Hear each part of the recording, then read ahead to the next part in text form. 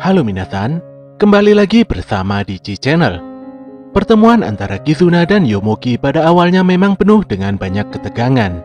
Yomogi pun mulai mengerti kalau Kizuna sebenarnya bukanlah orang yang harus dimusuhinya.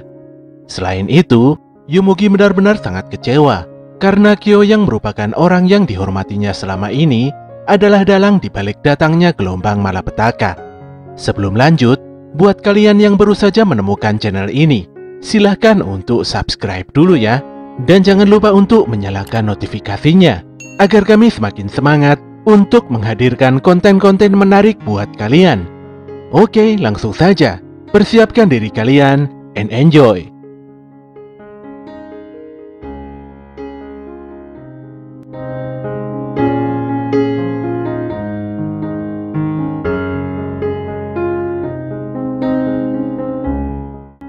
Scene dibuka dengan memperlihatkan sosok Iwatani Naofumi yang kala itu masih berada di dunia aslinya.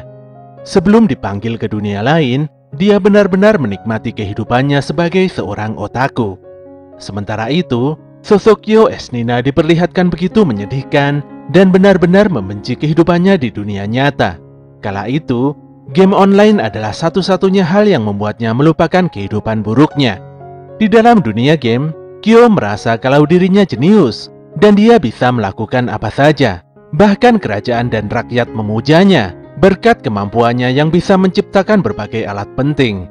Naofumi sendiri tidak memungkiri kalau dirinya juga sangat menyukai game online. Seperti itulah kehidupan Naofumi dan Kyo yang begitu sangat berseberangan, walaupun sebenarnya mereka memiliki hobi yang sama. Kembali ke waktu saat ini, di mana Naofumi dan partinya masih agak terkejut dengan serangan dadakan gelombang malapetaka. Sesaat kemudian, Snowball datang dan meminta semuanya untuk segera menaiki kapalnya. Sesuai dugaan, Snowball mengatakan kalau Kizuna dan yang lainnya saat ini sedang berada di tempat lain. Tentu saja mereka semua menghadang serangan gelombang malapetaka.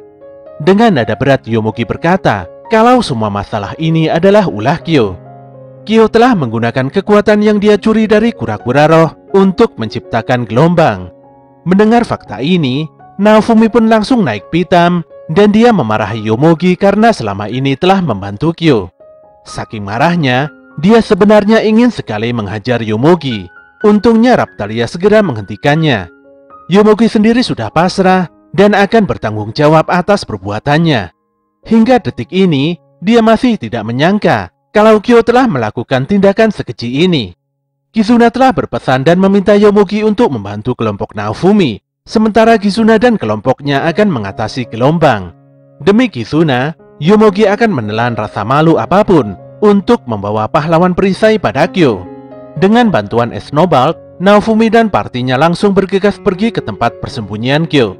Di sisi lain, Kizuna dan rekan-rekannya terus berjuang untuk menghadapi ganasnya serangan para monster. Sayangnya, walaupun telah dibantai sedemikian rupa, para monster ini terus berdatangan tanpa henti. Mereka pun mulai kehabisan ide untuk mengakhiri serangan gelombang. Sepertinya serangan gelombang ini akan berhenti kalau mereka semua berhasil mengalahkan Kyo. Sementara itu, Naofumi dan partinya telah sampai di depan laboratorium milik Kyo. Baru saja melangkah di dalam bangunan, Naofumi dan partinya diperlihatkan eksperimen Kyo yang sangat mengerikan. Sesaat kemudian, mereka semua dihadang oleh 3 pengikut setia Kazuki. Api balas dendam telah membuat ketiga wanita ini kalap dan mengubah diri mereka menjadi Chimera dengan bantuan Kyo. Sebagai informasi, Chimera adalah gabungan manusia dengan replika hewan penjaga suci seperti Byaku.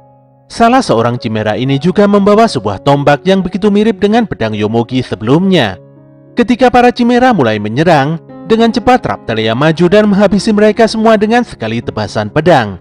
Tebasan Raptalia ini juga berhasil memotong bilah tombak bermata satu. Naofumi menyadari kalau tombak tersebut akan meledak seperti pedang Yomogi sebelumnya. Dengan cepat, dia mempersiapkan semua perisainya, mulai dari 3 perisai udara, perisai penjara, dan juga perisai bintang jatuh. Hal ini dilakukannya demi melindungi semua membernya, bahkan para Chimera yang telah memusuhinya sekalipun. Sesaat kemudian, ledakan pun benar-benar terjadi. Dan tentu saja, perisai Naofumi telah melindungi dan menyelamatkan semuanya.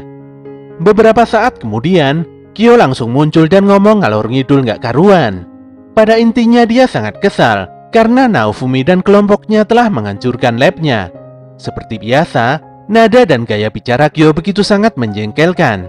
Tanpa diduga, Kazuki yang sebelumnya tewas telah bangkit kembali dengan membawa sebuah cermin. Namun anehnya, sosok Kazuki benar-benar berbeda dan lebih cocok kalau disebut zombie. Yomogi menjelaskan kalau Kazuki saat ini adalah homunculus yang dibuat oleh Kyo. Jiwa yang ada di dalam tubuhnya telah tiada. Kyo telah memasukkan secara paksa jiwa pemilik senjata fatal cermin ke dalam tubuh Kazuki. Pahlawan dengan senjata fatal cermin memang dikabarkan telah menghilang tanpa jejak. Para Chimera ini pun begitu sedih karena mengetahui kalau tuannya saat ini telah benar-benar tiada. Kyo pun menjadi kesal karena Yomogi telah membocorkan semua rahasianya. Dia pun pergi dan membiarkan zombie Kazuki bergerak untuk menyerang. Saat zombie Kazuki menyerang, dengan cepat Raptalia segera menghentikannya. Raptalia pun meminta Naofumi untuk mengejar Kyo, sementara dirinya akan menghentikan zombie Kazuki dengan bantuan Yomogi dan Viro. Naofumi pun menyetujui ide tersebut dan meminta Rivia untuk ikut bersamanya. Naofumi dan Rivia akhirnya bisa mengejar Kyo hingga ke sebuah ruangan khusus. Kyo pun benar-benar kesal karena Naofumi dan Rivia sebelumnya pernah menyudutkannya. Di ruangan ini, Kyo telah mengumpulkan semua energi kura-kura roh. Dia pun bicara ngawur hingga membuat Naofumi benar-benar sangat marah. Sejujurnya, Naofumi sudah muak mendengar suara ataupun wajah Kyo yang begitu sangat angkuh. Tanpa sadar, Naofumi telah membangkitkan perisai amarahnya. Matanya memerah dan tubuhnya dipenuhi dengan bara api amarah yang sebenarnya justru menggerogotinya. Pemandangan mengerikan ini malah membuat Kyo begitu senang. Dia pun terus memanas-manasi Naofumi dan mengingatkannya kembali dengan insiden terpisahnya Raptalia ataupun Viro yang sebelumnya disiksa habis-habisan. Tidak berhenti di situ, insiden kematian Horai nampaknya juga mempengaruhi emosi Naofumi.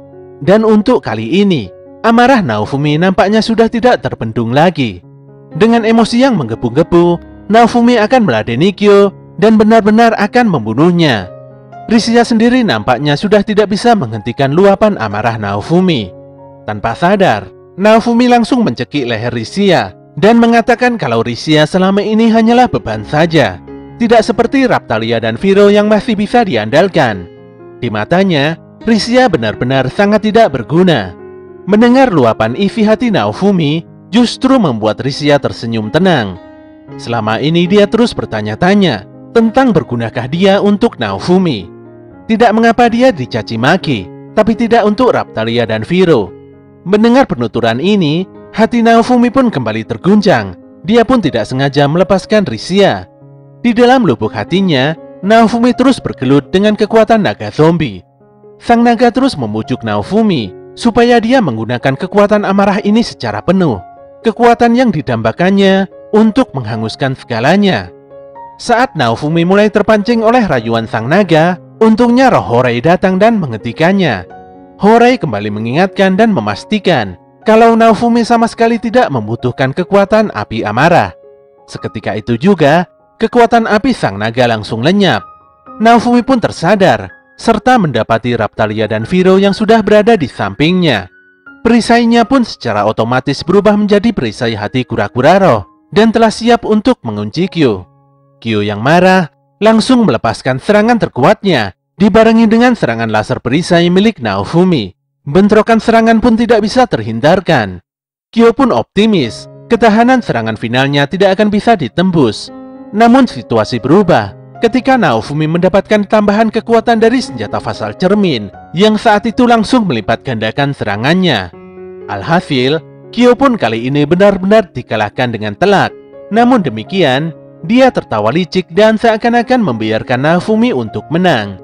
Serangan gelombang pun lenyap bersamaan dengan jatuhnya Kyo. Yomogi sungguh berterima kasih pada Naofumi karena Naofumi dan kelompoknya telah memenuhi harapannya. Dia pun mengamankan senjata fatal buku abdi senjata peninggalan Kyo. Di luar laboratorium, semua orang berkumpul dan bisa bernafas lega karena Kyo telah dikalahkan. Naofumi sendiri sebenarnya hanya ingin pulang kembali ke dunianya setelah melewati serangan gelombang malapetaka ini. Sayangnya hal tersebut masih belum bisa dilakukan. Kizuna mengabarkan kalau serangan gelombang selanjutnya akan terjadi kurang lebih 1 bulan lagi. Naofumi pun tidak ada pilihan dan mungkin akan menetap di dunia ini sementara waktu. Untuk merayakan kemenangan ini, Lark dan Kizuna berencana akan mengadakan pesta besar-besaran di kerajaan.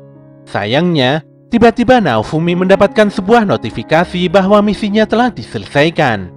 Dia juga berkata kalau hanya memiliki waktu kurang dari 1 menit saja sebelum dikembalikan ke dunia asalnya. Mendengar hal ini, Kizuna benar-benar sangat kecewa dan sedih. Dia pun mengungkapkan rasa terima kasih sedalam-dalamnya pada Naofumi. Sesaat kemudian, Naofumi dan yang lainnya pun berpamitan pergi, sementara Kizuna dan rekan-rekannya melepas kepergian Naofumi dengan sebuah senyuman.